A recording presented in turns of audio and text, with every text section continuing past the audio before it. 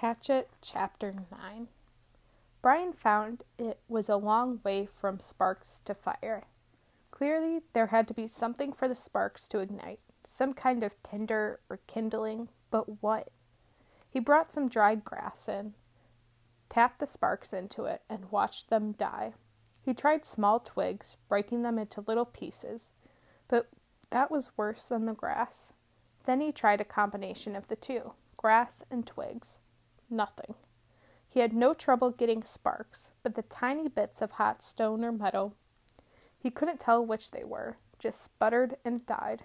He needed something finer, something soft and fine and fluffy to catch the bits of fire.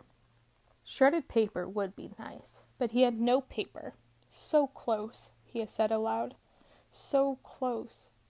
He put the hatchet back on in his belt and went out of the shelter, limping on his sore leg. There had to be something. Had to be. Man had made fire.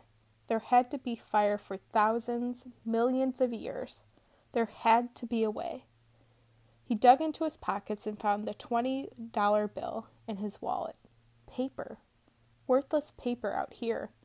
But if he could get a fire going... He ripped the 20 into tiny pieces, made a pile of pieces, and hit sparks into them. Nothing happened. They just wouldn't take the sparks. There had to be a way, some way to do it. Not 20 feet to his right, leaning out over the water, were birches, and he stood looking at them for a full half-minute before they registered in his mind. They were beautiful white with bark, like clean, slightly speckled paper. Paper. He moved to the trees. Where the bark was peeling from the trunks, it lifted in tiny tendrils, almost fluffs. Brian plucked some of them loose, rolled them in his fingers. They seemed flammable, dry, and nearly powdery. He pulled and twisted bits of the trees, packing them in one hand while picking them with the other, picking and gathering until he had a wad close to the size of a baseball. Then he went back to the shelter and arranged the ball of birch bark peelings at the base of the black rock. As an afterthought, he threw the remaining of the $20 bill. He struck, and a stream of sparks fell into the ball and quickly died. But this time, one spark fell on one small hair of dry bark, almost a thread of bark, and seemed to glow a bit brighter before it died.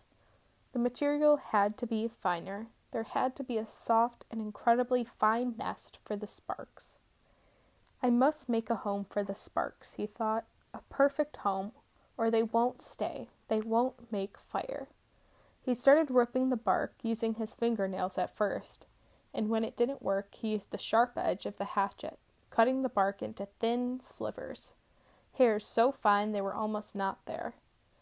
It was painstaking work, slow work, and he stayed with it for over 2 hours. Twice he stopped for a handful of berries and once to go to the lake for a drink, then back to work.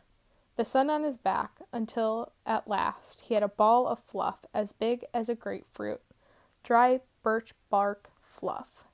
He positioned his spark nest, as he thought of it, at the base of the rock, and used his thumb to make a small depression in the middle, and slammed the back of the hatchet down across the black rock.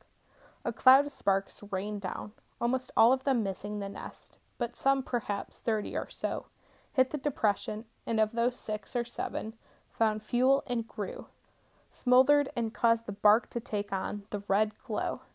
Then they went out. Close. He was close. He repositioned the nest and made a new, smaller dent with his thumb, and struck again. More sparks, a slight glow, then nothing. It's me, he thought. I'm doing something wrong. I do not know this. A cave dweller would have had a fire by now. A Cro-Magnon man would have had a fire by now, but I don't know this. I don't know how to make a fire. Maybe not enough sparks. He settled the nest in place once more and hit the rock with a series of blows as fast as he could. The sparks flowed like a golden waterfall.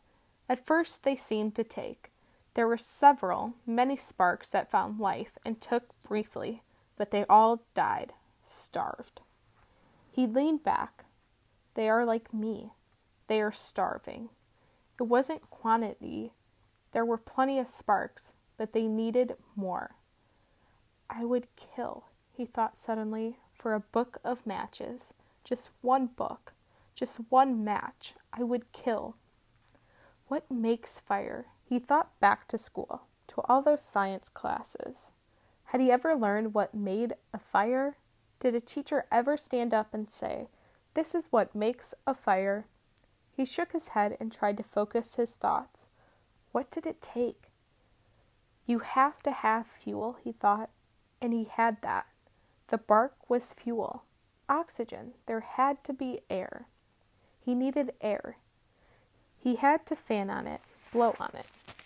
He made the nest ready again, held the hatchet backward, tensed and struck 4 quick blows. Sparks came down, and he leaned forward as fast as he could and blew, too hard. There was a bright, almost intense glow, then it was gone. He had blown it out. Another set of strikes, more sparks. He leaned and blew, but gently this time, holding back and aiming the stream of air from his mouth to hit the brightest spot. 5 or 6 sparks had fallen in a tight mass of bark hair, and Brian centered his efforts there. The sparks grew with his gentle breath. The red glow moved from the sparks themselves into the bark and moved and grew and became worms, glowing red worms, that crawled up the bark hairs and caught other threads of bark, and grew till there was a pocket of red as big as a quarter, a glowing red coal of heat. And then he ran out of breath and paused to inhale. The red ball suddenly burst into flame. "Fire!" he yelled. "I've got a fire! I've got it! I've got it!" But the flames were thick and oily and burning fast, consuming the ball of bark as fast as if it were gasoline. He had to feed the flames, keep them going. Working as fast as he could, he carefully placed the dried grass and wood pieces he had tried at first on top of the bark, and was gratified to see them take. But they would go fast. He needed more and more. He could not let the flames go out. He ran from the shelter to the pines and started breaking off the low, dead, small limbs. These he threw into the shelter, went back for more, threw those in, and squatted to break and feed the hungry flames. When the small wood was going well, he went out and found larger wood, and did not relax until that was going. Then he leaned back against the wood brace of the door, opening, and smiled. "I have a friend," he thought. "I have a friend now, a hungry friend, but a good one. I have a friend named Fire. Hello, Fire." The curve of the rock back made an almost perfect drawing blue that carried the smoke up through the cracks of the roof, but held in the heat. If he kept the fire small, it would be perfect and would keep anything like the porcupine from coming through the door again. A friend and a guard, he thought. So much from a little spark, a friend and a guard from a tiny spark. He looked around and wished he had somebody to tell this thing, to show this thing he had done. But there was nobody. Nothing but the trees and the sun and the breeze and the lake. Nobody.